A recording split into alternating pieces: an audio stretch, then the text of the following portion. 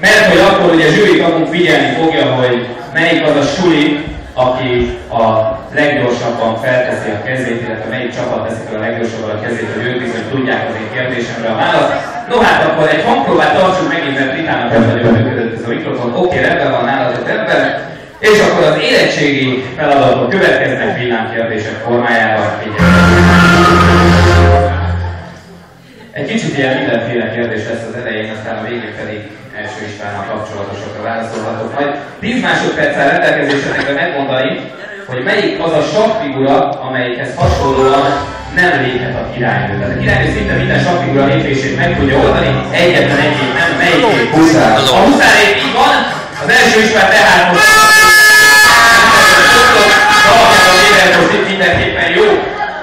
Na hát a következő kérdés, a Széchenyisekhez figyeljetek. Milyen növényfajtái ezek, mint az előbb a kecskénél, szóval milyen növényfajtái ezek? Idaret, húsvéti, rozmarin, illetve starking, alma, tökéletes volt a Széchenyi megoldás. Nézzük a bogátosok villámkérdését. Ez azért nem lesz egyszerű.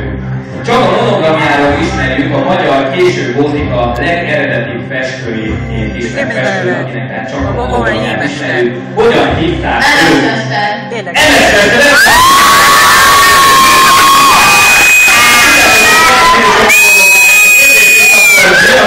A villámkérdésünk méghozzá a tópartisokhoz.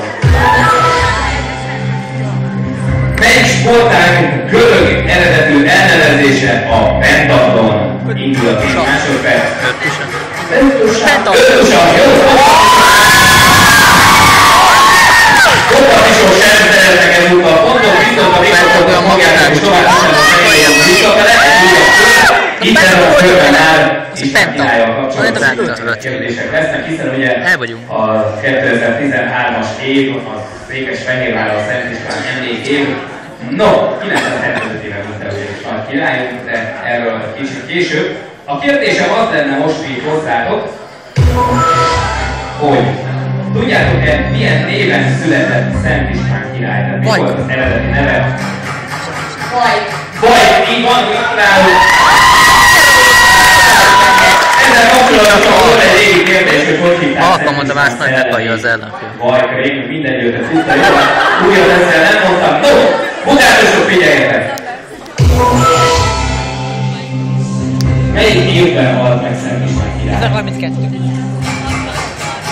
De többet sokat kövesek pontot. 1038. Úgymond gratulálunk! Még jó, hogy tudtátok, mert közben azért is álltam meg egy pillanatra, majdnem elmondtam, hogy 2013-ban halálának 975. évfordulóján, mert 1038-ban született, tehát még majdnem ezt is elmondtam hozzá, még jó, hogy ezt a részét azért kihagytam. Széchenyisek, figyeljetek! Megint a nőkről fogunk beszélni, hát mégiscsak nőnap van.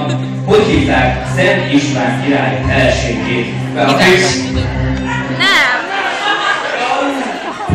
Ha ki tette fel először? Az első István tette fel először a kezét, ha rossz választ adnak -2 pont, ha jót, akkor +2. Gizella. Gizella, igen, ez pedig egyben azt is jelenti, hogy az első István, hogyha a saját magától nem rabolt most, és azt nem voltja el, akkor nagy valószínűséggel ezt a fordulót megnyerte. De azért a rend kedvéért jön hozzátok is egy kérdés. Ki követte István királyt a trónon? Hozzávaló Péter. Indul a 10 másodperc, tehát ki követte Szent István királyt a trónon?